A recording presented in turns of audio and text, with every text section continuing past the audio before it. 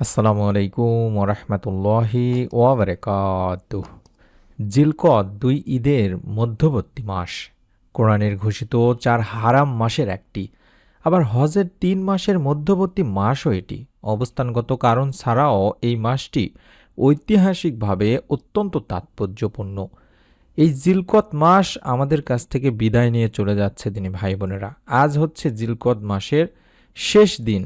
আজ পবিত্র আসরের নামাজ আদায় করার পরে অন্তত কষ্ট করে হলেও ২-৩ মিনিট ধরে একটি ছোট্ট আমল করবেন। আশা করি রব্বুল আলামিন আল্লাহ তাআলা এই মাসের শেষ দিনের আমলের ওসিলায় হলেও আপনার মনের নেক আশা ইনশাল্লাহ পূরণ করে দেবেন। আপনার যত মনের আশা আকাঙ্ক্ষাগুলো আছে সেগুলোর ফল আপনি পাবেন এই আমলের ওসিলায় ইনশাআল্লাহ। মনের মধ্যে শতভাগ বিশ্বাস নিয়ে আমলটি করবেন, এই উদ্দেশ্যে ভিডিওটুকু সম্পূর্ণ দেখার অনুরোধ করছি। মানুষ অনেক সময় এমন কিছু কাজের মুখোমুখি হয় যখন তা সম্পাদনের সে কোনো উপায়ই বের করতে পারেন না। সে সময় মানুষের পিঠ দেয়ালে ঠেকে যায়। সেই সময়টিতে নিজেদের কার্যসিদ্ধির উদ্দেশ্যে মনের প্রত্যাশা বা আশা পূরণে আল্লাহর শরণাপন্ন হওয়া ছাড়া বিকল্প কোনো উপায়ও থাকে না। এমন একটি আমলের কথা তুলে ধরেছেন প্রিয় নবী সাল্লাল্লাহু আলাইহি ওয়াসাল্লাম, আর তা হলো ইসমে আজমের আমল। কিন্তু কি সেই ইসমে আজম? হাদিসে এই ইসমে আজম সম্পর্কেই বা কি বলা হয়েছে, এটি বিশ্বনবী সাল্লাল্লাহু আলাইহি ওয়াসাল্লাম নিজেও বলেছেন কি, সেটাই আমি আপনাদের সামনে তুলে ধরছি। মনের একান্ত আশা প্রত্যাশা পূরণে কোনো মানুষেরই প্রবল আগ্রহ কিংবা চেষ্টার কমতি থাকে না। সে কারণেই নিজেদের চাওয়া পাওয়ার পরিপূর্ণতায় নানাবিধ চেষ্টা সাধনা করে থাকে। কোনোভাবেই যখন কোনো কিছু হয় না, তখন তারা ফিরে আসে ধর্মের দিকে কিংবা ইসলামিক স্কলারদের শরণাপন্ন হয়। অথচ মনের আশা পূরণে হাদিসে পাকে প্রিয় নবী বিশ্বনবী সাল্লাল্লাহু আলাইহি ওয়াসাল্লাম ইসমে আজমের কার্যকরী দিক নির্দেশনার কথা উল্লেখ করেছেন। ইসমে আজম হলো আল্লাহ রব্বুল আলামিন, আল্লাহ তাআলার মহান নাম। এই ইসমে আজমের আমলের মাধ্যমে আল্লাহর কাছে কোনো কিছু চাওয়া হলে মহান আল্লাহ পাক আল্লাহ তাআলা তার পূরণ করেন।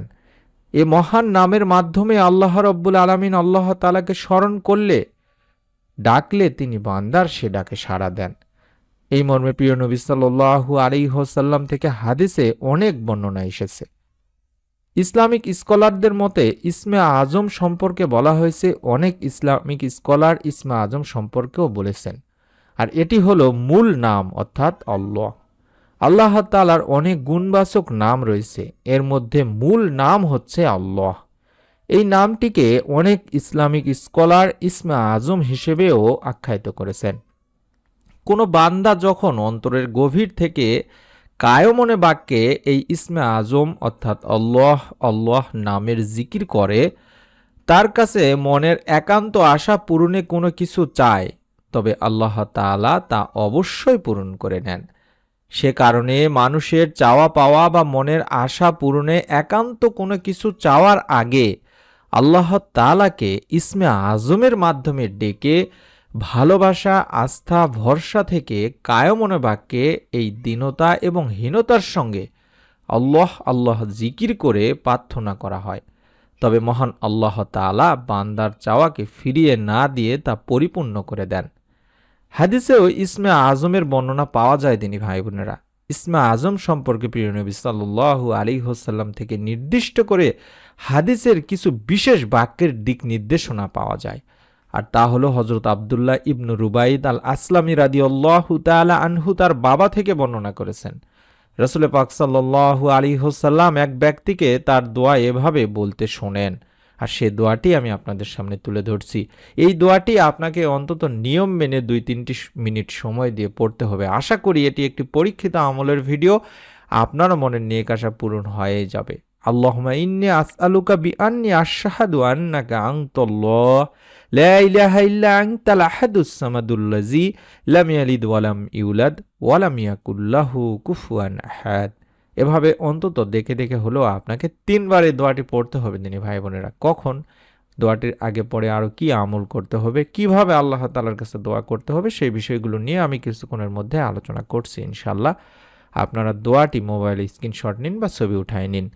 আল্লাহুম্মা ইন্নী আসআলুকা বিআন্নী আশহাদু আন্নাকা আনতাল্লাহ লা ইলাহা ইল্লা আনতাল আহাদুস সামাদুল্লাযী লাম ইয়ালিদ ওয়া লাম ইউলাদ ওয়া লাম ইয়াকুল লাহু কুফুয়ান আহাদ। হে আল্লাহ, আমি তোমার কাছে প্রার্থনা করছি আর সাক্ষ্য দিচ্ছি যে তুমি একমাত্র আল্লাহ, তুমি একক সত্তা, স্বয়ং সম্পূর্ণ, যিনি কাউকে জন্ম দেননি এবং তাকেও কেউ জন্ম দেয়নি, আর তার সমকক্ষ কেউ নেই। বর্ণনাকারী বলেন, রাসূলুল্লাহ সাল্লাল্লাহু আলাইহি ওয়াসাল্লাম ওই ব্যক্তির মুখে এই বাক্যগুলো শুনে তখন বললেন, সেই মহান সত্তার শপথ যার হাতে আমার জীবন, নিঃসন্দেহে এ লোক আল্লাহ তাআলার মহান নামের অর্থাৎ ইসমে আজমের নামের ওসিলায় তার কাছে প্রার্থনা করেছে। আর যে নামের ওসিলায় দোয়া করা হলে তিনি দোয়া কবুল করেন, এবং যে নামের ওসিলায় প্রার্থনা করা হলে তিনি তার প্রার্থনা কবুল করে থাকেন, তাকে তা দান করে থাকেন। সুবহানাল্লাহ। তিরমিজি ইবনে মাজার একটি হাদিস। এই হাদিসের আলোকেই তাবৎ দুনিয়ার অনেক হাদিস বিশারদ বলেছেন এটি হলো সেই দোয়া যেটিকে ইসমে আজম বলা হয়। হাদিসের বিখ্যাত ব্যাখ্যা গ্রন্থ ফতহুল বারিতে আল্লামা ইবনে হাজার আসকালানি রাহমাতুল্লাহি আলাইহি এই হাদিসটিকে ইসমে আজমের সবচেয়ে নির্ভরযোগ্য ও বিশুদ্ধ হাদিস হিসেবে আখ্যায়িত করেছেন। এই ইসমে আজম পড়ে আল্লাহ তাআলার কাছে মনের আশা আকাঙ্ক্ষা পূরণের দোয়া করলে অবশ্যই তিনি বান্দার মনের সব ভালো ও কল্যাণকর আশা আকাঙ্ক্ষা পূরণ করেন। সুতরাং মুমিন মুসলমানের উচিত নিজেদের একান্ত কল্যাণকর চাওয়া পাওয়া পূরণে আল্লাহর প্রতি আন্তরিকতা, ভালোবাসা, শ্রদ্ধা, বিশ্বাস, ভক্তি এবং আস্থা ভরসা রেখে সংক্ষেপে ইসমে আজমের আমল করা, আল্লাহকে ডেকে মনের চাওয়া পাওয়াগুলো পূরণ করার আবেদন করা। সংক্ষেপে নিয়মটি বলছি, আজ হচ্ছে পবিত্র জিলকদ মাসের শেষ দিন।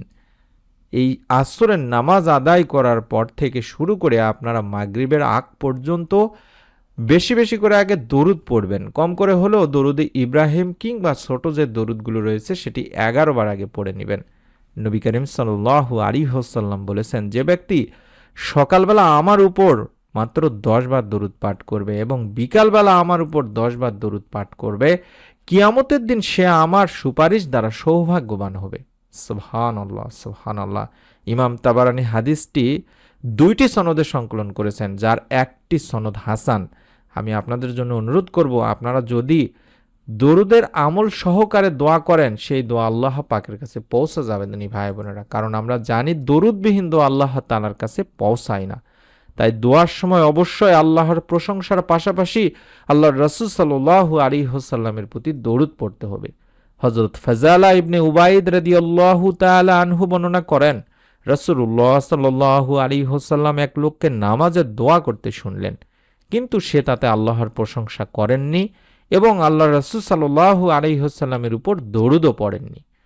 তা দেখে রাসূল পাক সাল্লাল্লাহু আলাইহি ওয়াসাল্লাম বললেন, লোকটি তাড়াহুড়া করল। অতঃপর তিনি তাকে বা ওই ব্যক্তিকে ডাকলেন এবং তাকে বা অন্য কাউকে বললেন, যখন তোমাদের কেউ নামাজ পড়বে, নামাজে দোয়া করবে, তখন সে যেন প্রথমেই তার মহান প্রভুর প্রশংসা ও গুণগান করে, অতঃপর নবী করিম সাল্লাল্লাহু আলাইহি ওয়াসাল্লামের উপর দরুদ পেশ করে, তারপর যা ইচ্ছা দোয়া করে। আবু দাউদ তিরমিজি শরীফের একটি হাদিস। এছাড়া হযরত আনাস রাদিয়াল্লাহু তাআলা আনহু আল্লাহর রাসূল সাল্লাল্লাহু আলাইহি ওয়াসাল্লাম থেকে বর্ণনা করেছেন, বিশ্বনবী সাল্লাল্লাহু আলাইহি ওয়াসাল্লাম নিজেই বলেছেন, যতক্ষণ রাসূলুল্লাহ সাল্লাল্লাহু আলাইহি ওয়াসাল্লামের উপর দরুদ পড়া হবে না ততক্ষণ তা বাধাগ্রস্ত অবস্থায় থাকবে, অর্থাৎ এ দোয়া আল্লাহ পাকের কাছে পৌঁছাবে না এবং এ দোয়া কবুলও করা হবে না। তাবারানী শরীফের একটি হাদিস। সুতরাং মুমিন মুসলমানের উচিত হবে দোয়ার শুরুতে আল্লাহর প্রশংসা হিসেবে সূরা ফাতিহা পড়া, বিশ্বনবী সাল্লাল্লাহু আলাইহি ওয়াসাল্লামের প্রতি দরুদ পাঠপূর্বক দোয়া পড়া। আমি আপনাদেরকে অনুরোধ করব, আপনারা প্রথমে আগে চাইলে দরুদে ইব্রাহিম কিংবা আল্লাহুম্মা সাল্লি ওয়া সাল্লিম আলা নাবিয়িনা মুহাম্মাদ যে ছোট্ট দরুদটি দেখাচ্ছি, এই দরুদটি আগে 11 বার পড়ে নেবেন আসরের নামাজ আদায় করার পর। আল্লাহুম্মা সাল্লি ওয়া সাল্লিম আলা নাবিয়িনা মুহাম্মাদ, এভাবে এই 11 বার দরুদটি পড়ার পরে মনের নেক আশা পূরণের ইসমে আজমের দোয়াটি পড়বেন। আল্লাহুম্মা ইন্নী আসআলুকা বিআন্নী আশহাদু আন্নাকা আনতাল্লাহ লা ইলাহা ইল্লা আনতাল আহাদুস সামাদুল্লাযী লাম ইয়ালিদ ওয়া লাম ইউলাদ ওয়া লাম ইয়াকুল লাহু কুফুয়ান আহাদ। এভাবে এই দোয়াটি অন্তত 3 বার পাঠ করবেন। এবার দোয়া করবেন কিভাবে? যখন এই দোয়াগুলোর আমলগুলো করা শেষ হবে, দরুদ এবং ইসমে আজমের দোয়াটি পড়া শেষ হবে, তখন আপনি 2 হাত তুলবেন। হাত তুলে সাথেই আলহামদুলিল্লাহ বলবেন, অর্থাৎ সূরা ফাতিহা পুরোটাই পড়ার চেষ্টা করবেন। তারপরে আল্লাহ তাআলার যে গুণবাচক নাম, শুধুমাত্র মহান নাম যেটা আল্লাহ, ইয়া রহমান, ইয়া রাহিম, ইয়া জাল জালালি ওয়াল ইকরাম, ইয়া হাইয়্যু ইয়া কাইয়্যুম, এভাবে বেশি বেশি করে আল্লাহ তাআলাকে প্রশংসা করবেন সূরা ফাতিহা পড়ার পর। তারপরে আবারও আপনি দরুদ পাঠ করবেন, আল্লাহুম্মা সাল্লি ওয়া সাল্লিম আলা নাবিয়িনা মুহাম্মাদ, এভাবে আপনারা দরুদ পড়বেন। তারপরে আপনার মনের যত নেক চাওয়া পাওয়াগুলো আছে, হতে পারে আপনার নেক সন্তান প্রয়োজন, হতে পারে আপনি অভাব অনটনে আছেন, রিজিকে বরকত নেই, হতে পারে আপনি অসুখে বিসুখে আছেন, কিংবা চাকরি বা ভালো জীবনসঙ্গীর প্রয়োজন। যে যার যে কোনো নেক ইচ্ছাগুলো, নেক আমলগুলো যদি আপনারা আল্লাহ তাআলার কাছে তুলে ধরতে পারেন, আল্লাহ তাআলাকে যদি বলতে পারেন, ইয়া আল্লাহ তোমার রাহমান নামের ওসিলায় আমার দোয়া কবুল করুন, আজ জিলকদ মাসের শেষ দিনের ওসিলায় হলেও আপনি আমার মনের নেক আশাগুলো পূরণ করে দিন, আসরের নামাজ আদায় করার পরে দোয়া কবুল হয়, এই ওসিলায় হলেও তুমি আমার মনের নেক আশাগুলো পূরণ করেই দাও। এভাবে যদি দোয়া করেন, আল্লাহ রাব্বুল আলামিন ইনশাল্লাহ আপনার দোয়াও ফিরাবেন না, এবং দোয়া শেষ করে আবারও কয়েকবার দরুদ পাঠ করবেন। মনের মধ্যে 100% বিশ্বাস নিয়ে আপনারা নিয়ত করে আমলটি করুন। এবং প্রত্যেকটি ভিডিওতে আপনাদেরকে বলে থাকি, আপনারা ইউটিউবে গিয়ে সার্চ করুন প্রতিদিনের আমল লেখে একটু কষ্ট করে। আশা করছি এই চ্যানেলের ভিডিওগুলো দেখে হাজার হাজার দিনী মা ও বোনকে আল্লাহ তাআলা নেক সন্তান লাভের সুসংবাদ দিয়েছেন।